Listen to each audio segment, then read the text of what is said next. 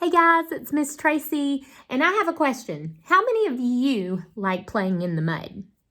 Me too! Some of you don't like being dirty, and that's okay. But in our story today in the Bible, we get to see this awesome miracle by Jesus where he heals a boy who was blind.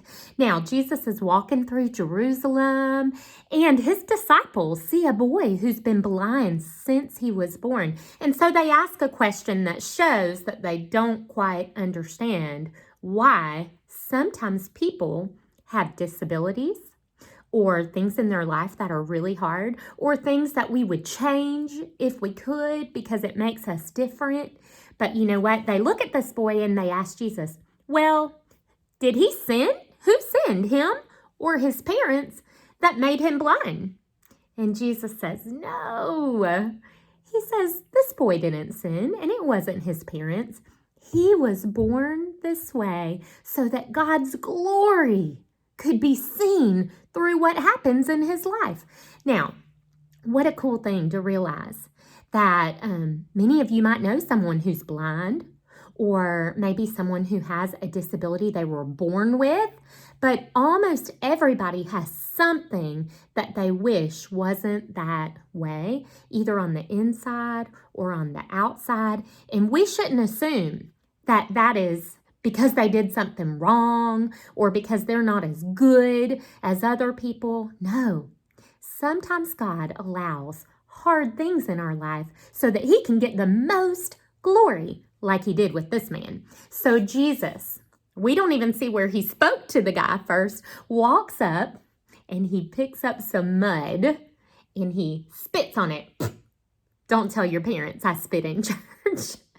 And he makes cakes of mud and he puts them on this boy's eyes. Now, then he gives the most unusual instructions. He says, now go and wash them in the pool of Siloam. Now, what you don't know and what the Bible doesn't say, but it's kind of cool if you study that area of the world, is that then this guy had to get up and walk about half a mile just to get to this freshwater pool. Now, why is that important? Because the city would have been bustling with people. It was the Feast of Booths, which was a huge Jewish holiday, and people would have been there from all over. So imagine this man who couldn't see, had mud dripping down his face, walking for half a mile through these busy streets past people. Why do you think Jesus did that? Maybe it was so that he would have even more people see this miracle. Now, here's what's really cool about this miracle.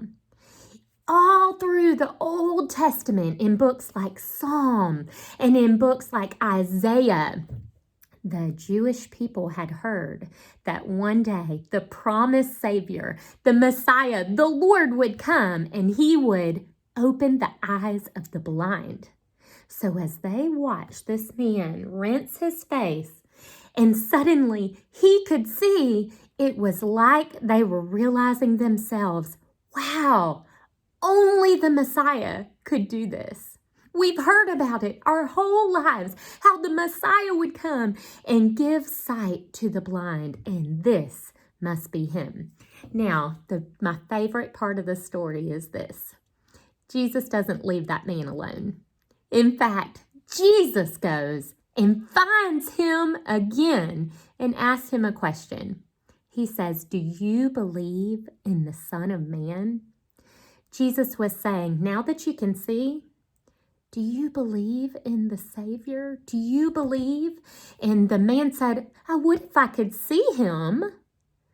And then Jesus reveals to this guy who he is. And he says, you're looking at him. It's me. If you've seen me, you've seen the Father. And we're told that suddenly this guy believes in Jesus and he becomes a follower too.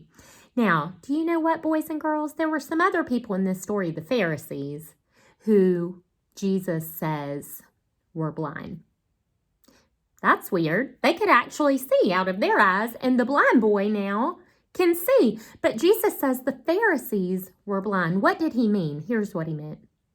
They were people who could see physically, but they could not see who Jesus was spiritually. And so Jesus took a boy who could not see physically and gave him sight. But then Jesus points out that these people who can see physically are really the ones who are blind because they don't know who Jesus is and believe in him. You know what? It is my prayer that we would be just like that boy, that our eyes would be open to see how powerful Jesus is, how we can't do anything to heal ourselves, how much we need him, and that we would cry out to him so that he would give us real sight. I love you guys. Enjoy studying the Bible with your family this week. Bye.